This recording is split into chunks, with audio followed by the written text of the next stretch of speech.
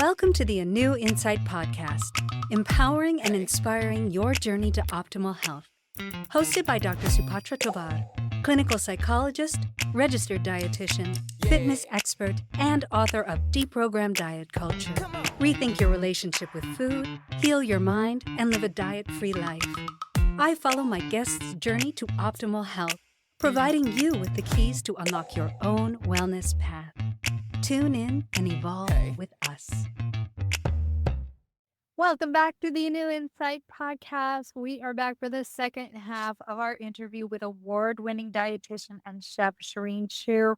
She gave us some really amazing insight into her history and background with vegetarianism and how she transitioned to a vegan diet and how that diet for her benefits the body and the planet and how she promotes sustainable and equitable access to food. I'm so excited to pick her brain some more. So, how do you think the field of nutrition is evolving to incorporate sustainability, and what does the future hold for nutrition education? I think there have been a lot of changes, but not enough changes.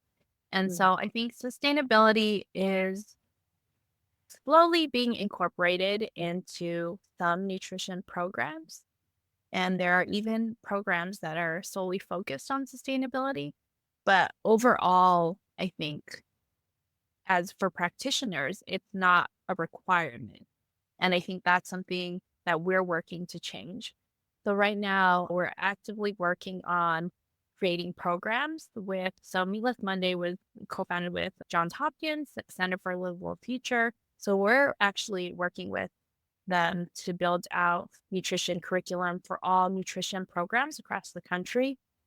So this is just an introduction program for dietitian, dietetic student, internship directors, and everything that we do with Food and Planet, everything we create is free and open access. And we really wanted to separate ourselves from the academy as well as other organizations where we don't take any industry funding whatsoever, because there's just so much that can be, I guess, challenged in terms of building out education or building out information. And so that's something that we took a really hard stance on as an organization. And we started our organization in 2020. Our first year, we did take some funding just to show our concept.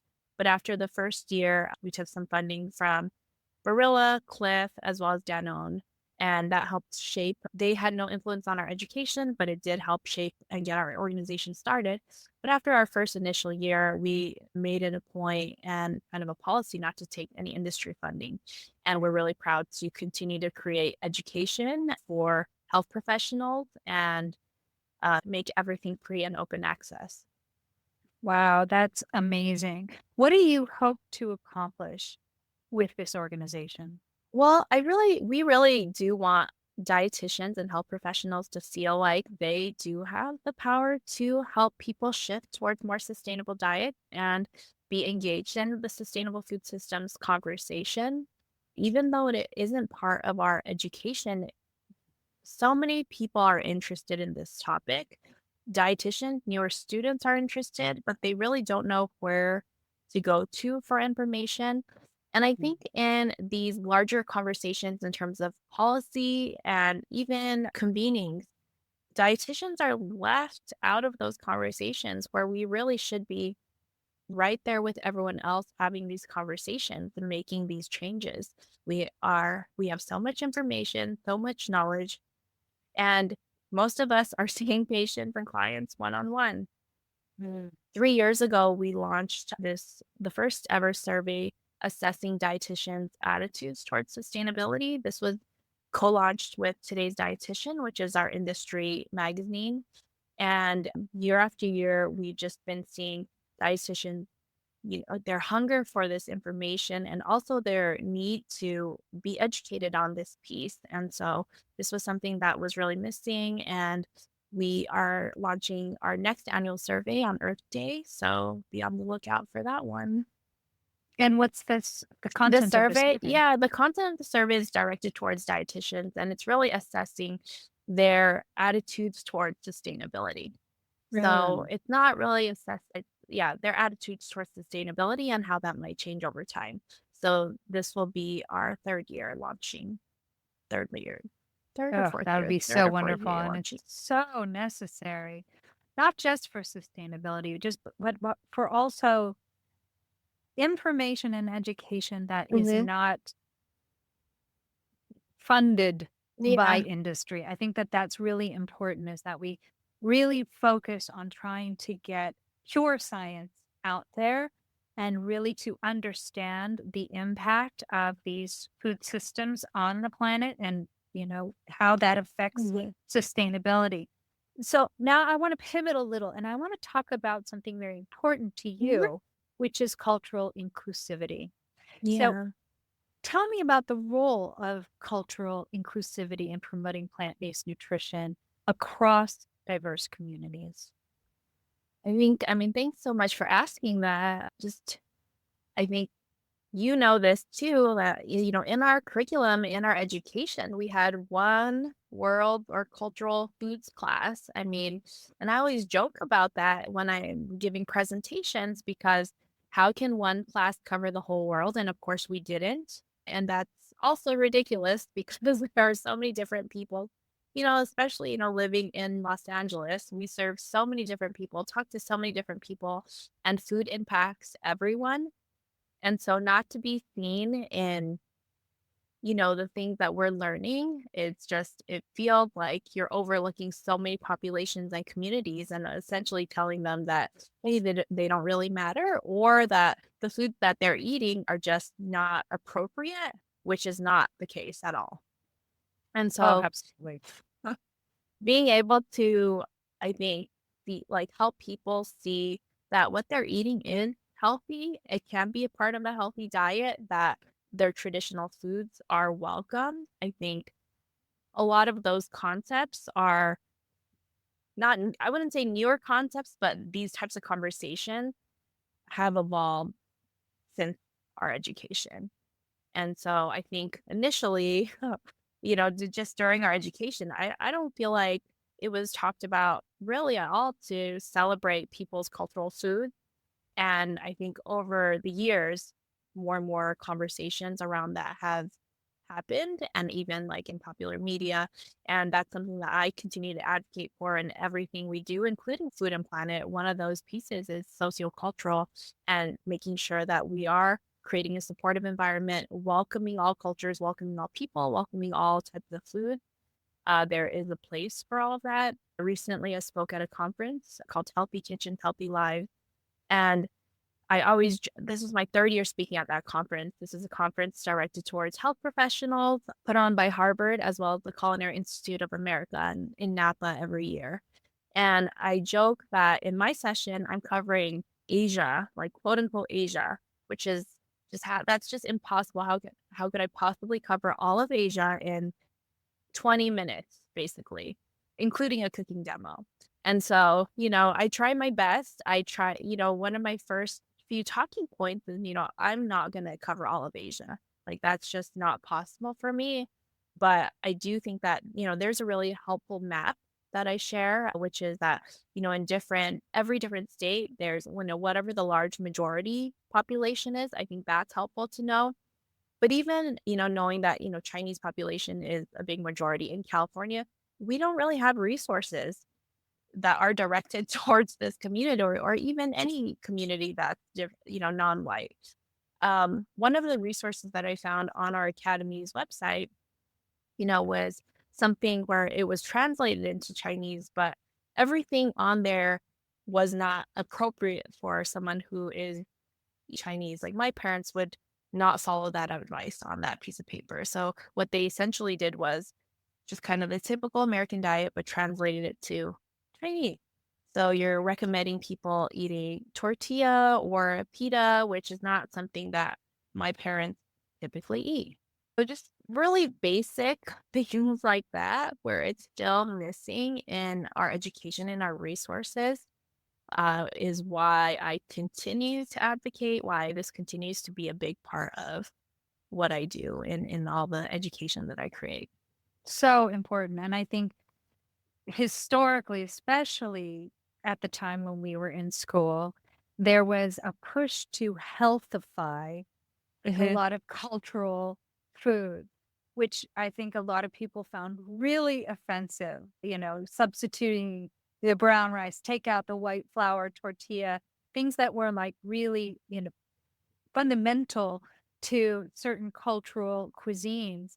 And there certainly has been a backlash against that. There's a lot of people out there on social media that, you know, kind of want to decolonize essentially dietetics and nutrition. I think that that is so valuable and so important. And when you really look at cultural foods historically, when you really get into the rural cultural foods, so many places, you can just look at the blue zones for an example, the Koya Peninsula, Sardinia, in Italy, Greece, and Okinawa in particular, those rural foods have shown to be some of the most health protective foods and that really do promote longevity and prevent against disease. So I think we have so much to learn rather than impart upon these cultures. And so it's really wonderful that you are such a strong advocate for that. And I think we need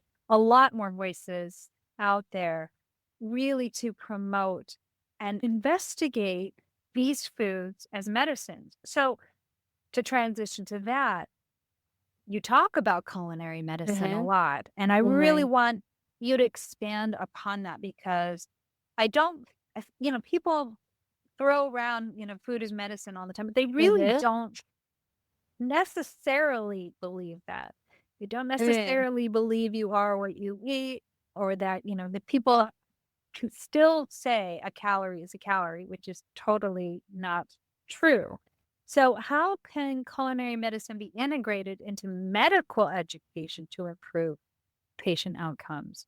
Because right now I think we're looking at a sick care system as opposed to a healthcare system. I mean, that's also so in January, I was invited to be a part of this group to define culinary medicine.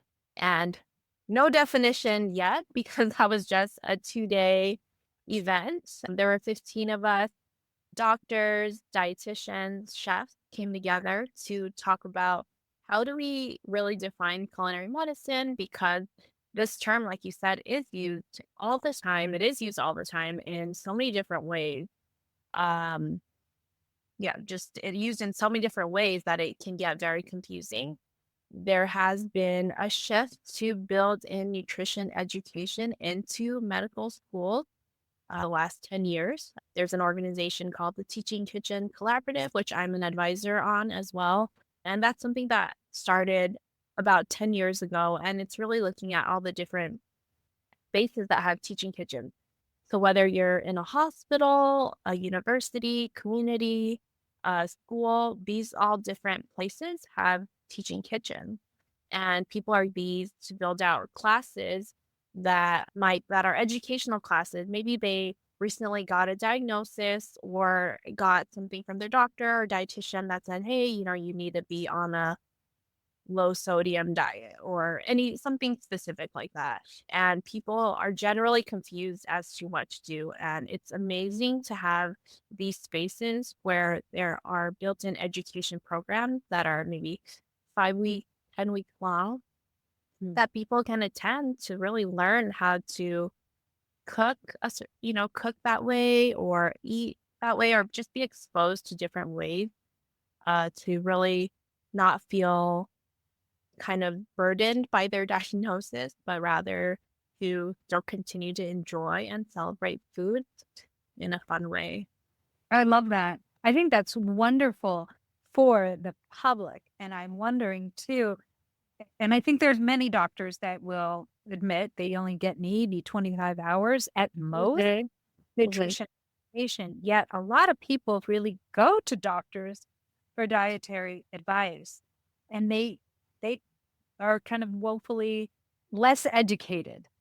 How can we help doctors? Do we work with the schools? What do you have as suggestions to help doctors just be more on board with nutrition as a part of their interventions?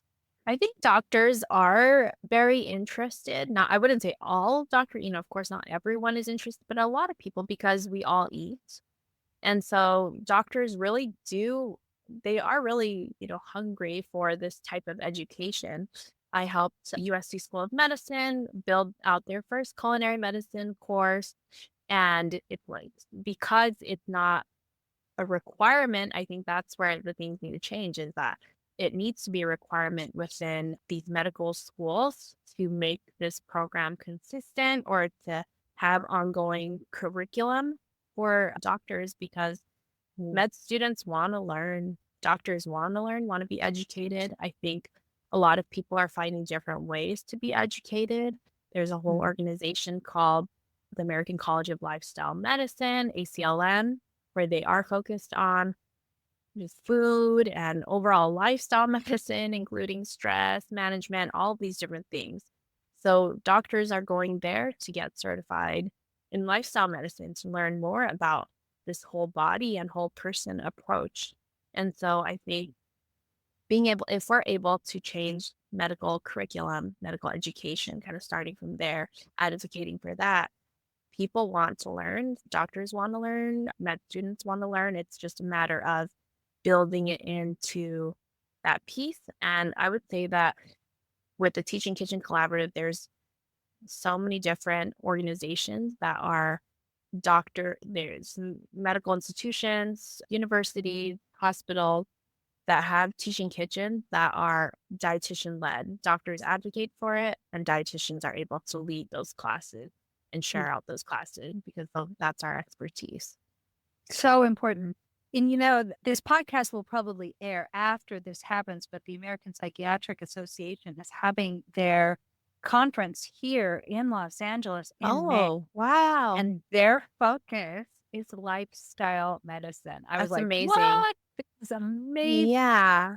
Dr. Dean Ornish come and speak, who, if you don't know who he is a big plant-based medicine proponent. He was the one who treated President Clinton when he had major heart problems, put him on his program and reversed President Clinton's health to where he's now just, really thriving and free from cardiac disease. So I was so excited to hear about that. And I got invited to go with a psychiatrist associated with my psychological association.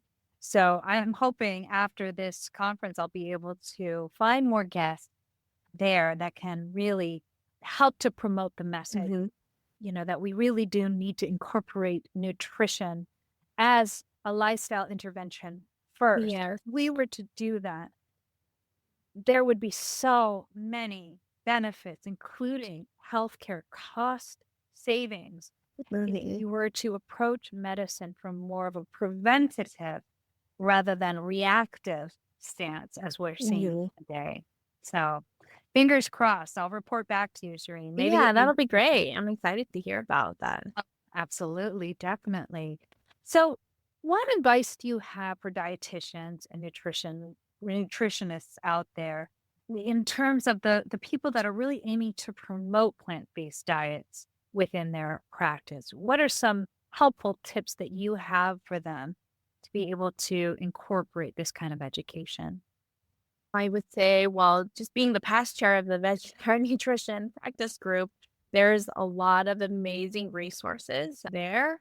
If you haven't heard of it, but I mean, joining that there are so many benefits. There's a whole library where there are one-pagers that are focused for, dietitians. So there's a one-pager on almost any type of condition or specific nutrient that you can educate yourself on, and then also a consumer or patient focused one. So there's already resources there to help you educate yourself and easily download and share it with your patients. I mean, that's one piece. A second piece is just, I think, engaging more. I mean, we all get the same education, and I think that the dietary guidelines and my plate inherently is a plant-forward model, right? Half your plate, fruits, veggies, whole grains, quarter of your plate is protein or whatnot. And not everyone eats, obviously, off of a plate, which is another topic. but being able to encourage just more fruits and vegetables and, celebrating what people are already eating and finding things that people really enjoy. Just shifting away from being too prescriptive and talk more about enjoyment. Mm, I love that. And I think probably what is the number one most common question that they might get from the public is, how do I get my protein? I won't get enough protein. This pivots back a little bit to what we were talking about in the first half, but a lot of people have misconceptions about plant Mhm. protein. What do you have to say to not just dietitians, but people out there as far as their, you know, where do I get my protein? I hear it's not complete. What do I do about that? I wish I had that paper readily available, but there was a paper published. It's the protein index paper. I don't know if you've seen it.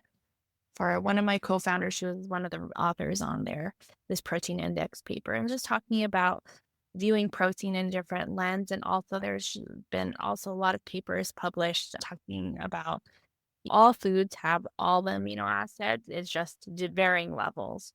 And so I think that is just something that is missing in our education, or the misconception is out there.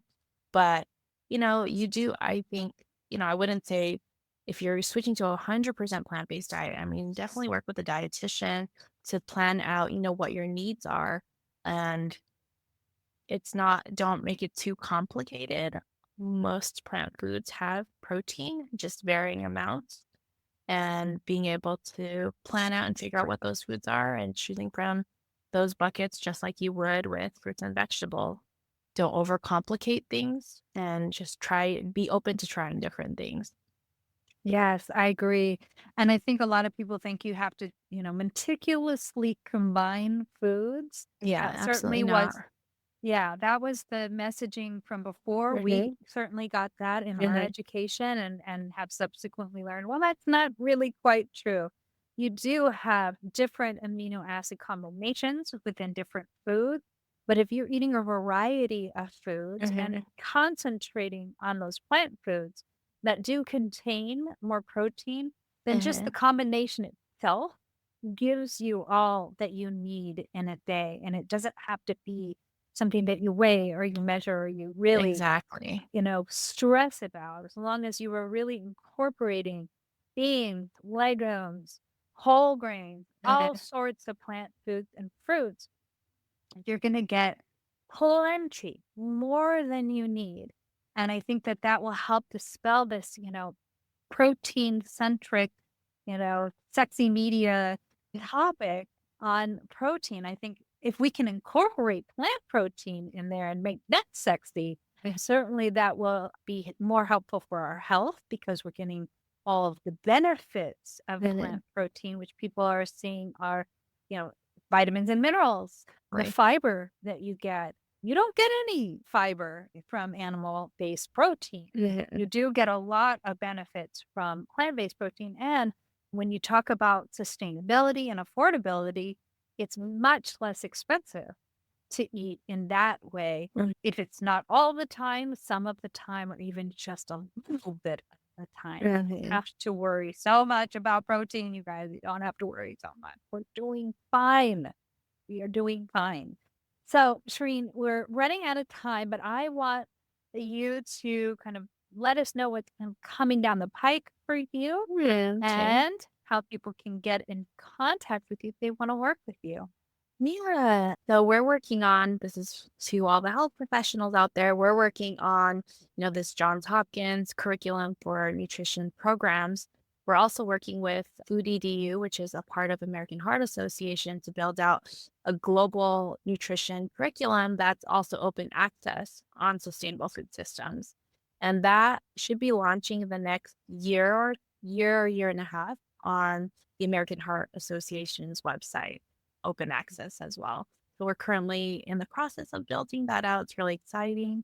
And then very immediately in the future, we're doing a promotion at a supermarket chain in the East Coast focused on showcasing all different types of aquatic food, which are blue food, ocean food. So talking more about ocean sustainability, which we didn't get into today, but we have a whole cookbook called Blue Foods as Medicine that's open access, free, and downloadable for everyone to utilize. There's a whole website called eataquaticfood.org, and you can go to the cookbook page and see recipes focus on different scallops, mussels, and clam. Those are sustainable ocean foods, as well as seaweed, all different types of seaweed, which are plant-based ocean foods.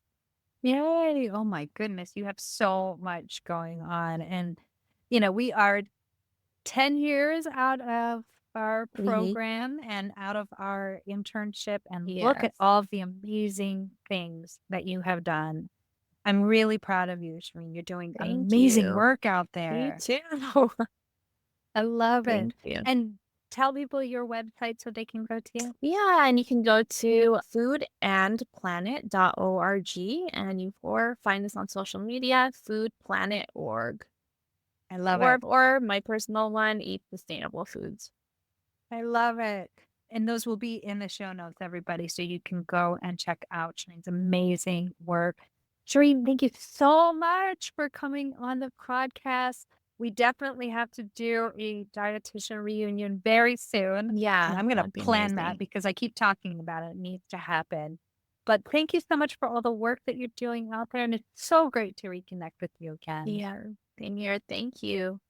Yes. And thank you all for tuning into the ANEW Insight podcast. We're looking forward to our next interview and really hope you join us next time.